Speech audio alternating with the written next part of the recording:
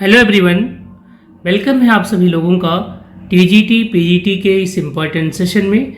और आज हम लोग बात करने वाले हैं एटॉमिक स्ट्रक्चर के कुछ इम्पॉर्टेंट पॉइंट पर। बस आप इनको अगर आप कर पाते हैं तो आपके सारे ही क्वेश्चन इसमें से आ जाएंगे। कुछ क्वेश्चंस हैं, कुछ पॉइंट हैं, जैसे कि element of atomic nucleus, atom के न्यूक्लियस में क्या क्या है, proton and neutrons. Which statement is correct about the molecular structures? तो क्या है, प्रोटॉन एंड न्यूट्रॉन्स न्यूक्लियस में होते हैं तथा इलेक्ट्रॉन्स न्यूक्लियस के चारों ओर चक्कर लगाते हैं। इलेक्ट्रॉन, प्रोटॉन, न्यूट्रॉन तथा फोटॉन में से वह एटम या अणु का जो भाग नहीं है, जो एटम का पार्ट नहीं है, तो फोटॉन एटम का पार्ट नहीं, फोटॉन एक एनर्जी है। जो आपके पास मिनरल्स होते हैं या जो मिनरल के मिक्सचर होते हैं, वह प्राकृतिक तत्व में एक ही प्रकार का प्रमाण मिलता है, जिसको हम बोल सकते हैं प्राकृत या एलिमेंट बोल सकते हैं सिंपली। ये हिंदी मीडियम में इस नाते दिया गया है, आपके लिए यूजफुल है, क्योंकि यूपी बोर्ड के एग्जाम्स में ऐसे क्वेश्चन बहुत इंपॉर्टेंट होते हैं। और आप जब लेक्चरार बनेंगे टीजीटी और पीजीटी निकाल के, आप तो उन्हीं बच्चों को पढ़ाएंगे जो जनरली हिंदी मीडियम के हैं। किसने खोजा था न्यूक्लियस को? रदरफोर्ड ने। किसने न्यूट्रॉन की खोज की थी? चैडविक ने। न्यूट्रॉन, प्रोटॉन, ड्यूट्रॉन तथा इलेक्ट्रॉन में से एक मोनो एटॉमिक कण नहीं है। कौन सा नहीं है? तो ड्यूट्रॉन नहीं है।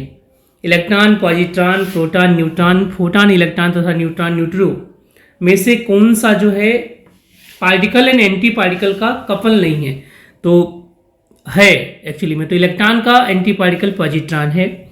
अल्फा पार्टिकल पे 2 पॉजिटिव चार्ज होते हैं और इसका जो मास होता है लगभग किसके बराबर होता है? हीलियम के न्यूक्लियस के बराबर होता है। हीलियम के नाभिक में क्या होते हैं? 2 प्रोटॉन होते हैं और 2 न्यूट्रॉन होते हैं। अल्फा पार्टिकल्स, बीटा पार्टिकल और गामा में से नेगेटिव चार्ज किस पर होता है? बीटा पार्टिकल पर होता है। अब आपको कुछ सही चीज़ें आपको देखना है, जो सुमेलन है, मतलब कि मैचिंग देखना है एक्चुअली में।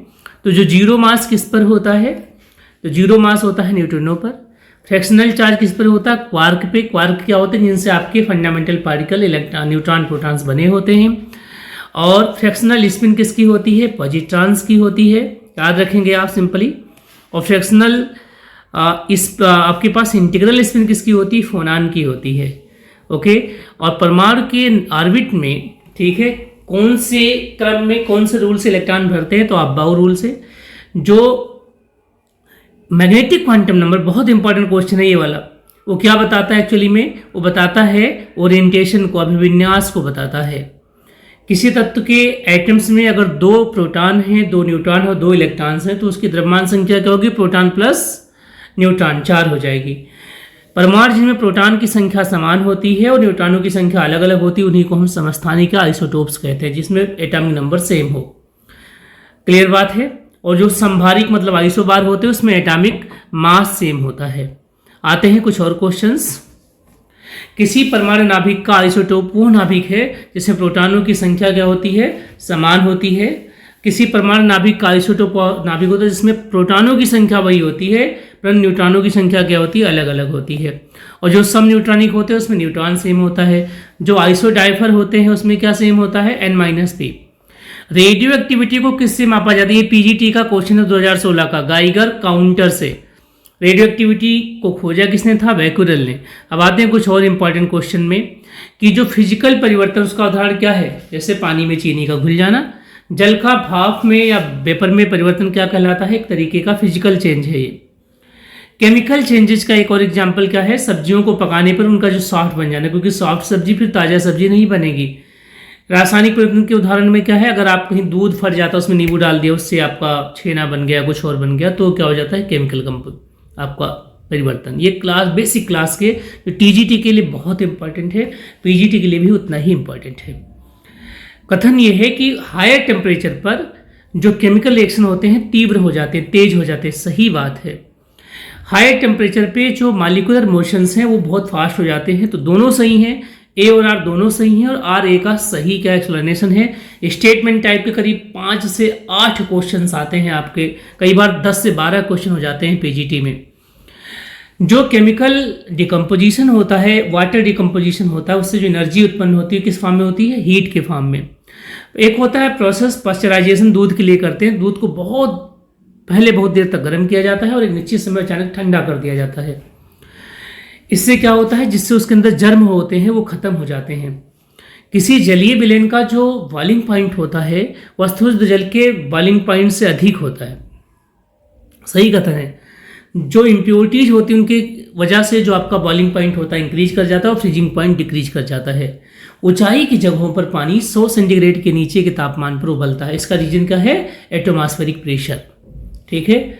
आता है कि नमक और बर्फ के मिश्रण से 0 डिग्री से नीचे का तापमान प्राप्त होता है। बिल्कुल सही है। नमक बर्फ के हिमांक को बढ़ा देता है, ये गलत है, घटा देता है।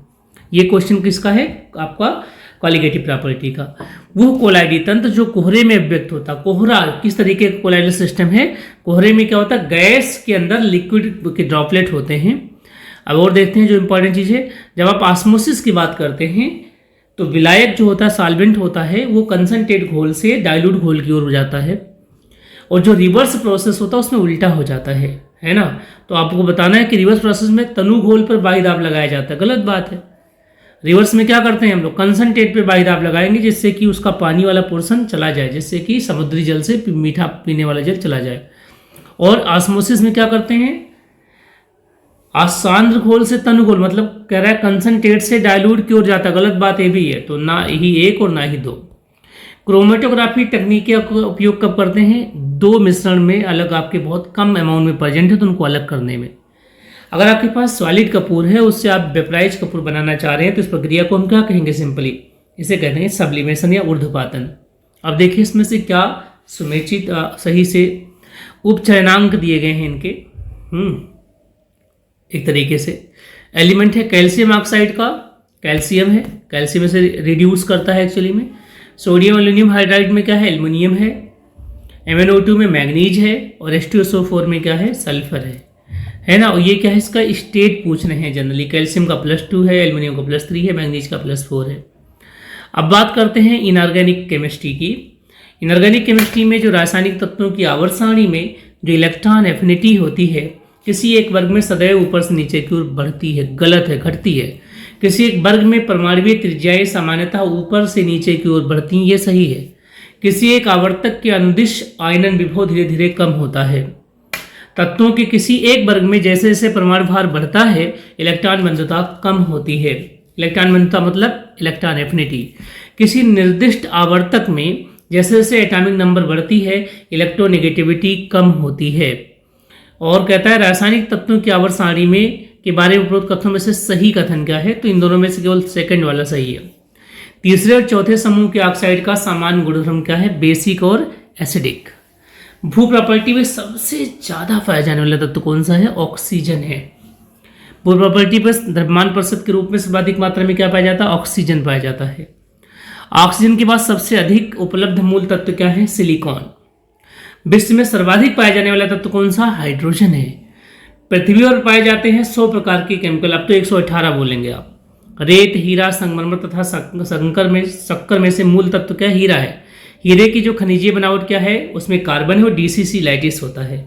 तो आगे के क्वेश्चन नेक्स्ट लेक्चर में देखेंगे, और ये हिंदी मीडियम के विद्यार्थियों के लिए बहुत ही उपयोगी है। अगर आप इतना करके जाते हैं तो गारंटेड इस सेशन में से कम 10 क्वेश्चन फंसेंगे। तो उम्मीद है कि सेशन आपके लिए इंपॉर्टेंट होगा, अच्छा लगा होगा तो प्लीज़ चैनल को लाइक करिए और सब्सक्राइब करिए। Thank you so